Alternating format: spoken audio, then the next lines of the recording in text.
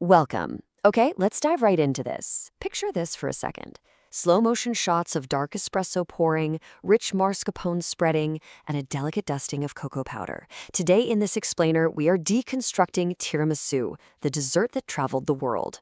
We're going to explore exactly how one seemingly simple Italian creation grew into an absolute global powerhouse. But that brings up a really fascinating historical mystery. Where did tiramisu actually come from?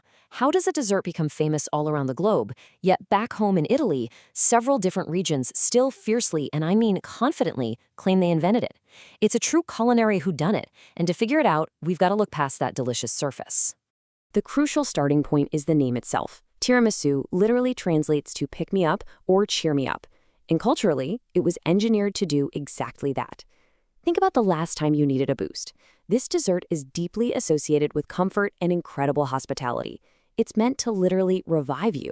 Section 1. The disputed Italian origins.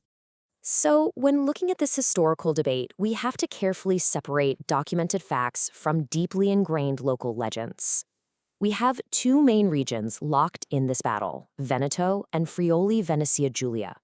Now, we aren't taking sides here at all. We are simply looking at the paper trail.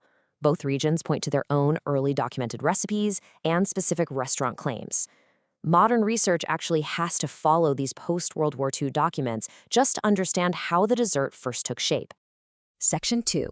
Anatomy of a pick-me-up. Stepping away from the history for a second, let's deconstruct the dessert itself to see what really makes it tick. We have just 6 foundational building blocks: Savoiardi, which are ladyfingers, espresso, mascarpone cheese, cocoa powder, eggs, and sugar. That's it. It's a masterful, minimalist formula that perfectly marries Italy's post-WW II restaurant renaissance with its legendary coffee culture. Section 3. The Science of Tiramisu. Now, what's really interesting here is why these 6 specific ingredients work so magically together. It literally comes down to brilliant food chemistry. The mascarpone provides an incredibly rich, creamy fat, right? And that is perfectly cut by the bitter chemistry of the espresso. Meanwhile, the ladyfingers act as this amazing textural sponge. And that dusting of cocoa powder, well, it isn't just a garnish. Its dry bitterness is chemically essential to balance the sweetness of the eggs and sugar. So the assembly is pure alchemy. Step 1 is the precise coffee soaking of the ladyfingers, getting just enough espresso in there without them falling apart. Step 2 is the delicate layering of that rich cream. But step 3, this is where the real magic happens: chilling and resting. This final step is absolutely crucial. The resting time allows for massive flavor development as the temperature drops and the texture changes, letting the espresso and creamy fat meld together into something entirely new. You literally cannot rush the resting phase. If you've ever had a watery or disjointed tiramisu, it's usually because this final, critical scientific step was skipped. Section 4. Conquering the culinary world. Zooming out from the kitchen to the globe, how did this regional specialty just explode? Well, it started in those post-WW II Italian restaurants, but the late 20th century saw a massive boom. Tourism was skyrocketing, and Italian immigration brought cherished family recipes to completely new borders. Fast forward to the 2000s, and it was a staple for international chefs and luxury hotels, and today, it holds massive global internet and social media fame. Because it's everywhere, it has become a true commercial powerhouse. The dessert industry quickly recognized its luxury perception and its undeniable global appeal.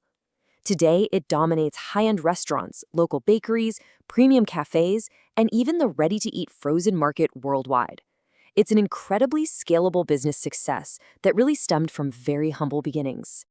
Section 5. Modern Variations and Legacy. As this dessert traveled, different cultures began adapting it in incredibly creative ways to match local tastes. Just look at the sheer adaptability. We've got Matcha Tiramisu, Lotus Biscoff, pistachio, bright lemon variations, strawberry, and even vegan, gluten-free, or ice cream versions. It is actually overwhelming to think about just how universally embraced this basic formula of soaked biscuit and rich cream has become. Which brings us to its legacy. As the quote goes, more than just a dessert, tiramisu represents Italian craftsmanship, family traditions, and simple ingredients transformed into something extraordinary. It perfectly captures the emotional connection we have to Italian culture, nostalgia, and a shared coffee culture. It's a dish loved by millions across generations, bringing us together at family gatherings, birthday celebrations, and holiday meals.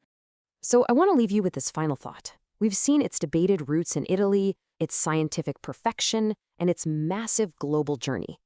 With so many new global variations popping up all over social media every single day, what will the tiramisu of the future look like? What new flavor chemistry is waiting right around the corner for the dessert that traveled the world? It kind of makes you crave your next bite just thinking about it, doesn't it? Thanks for joining me on this explainer, and I hope you learned something fascinating today.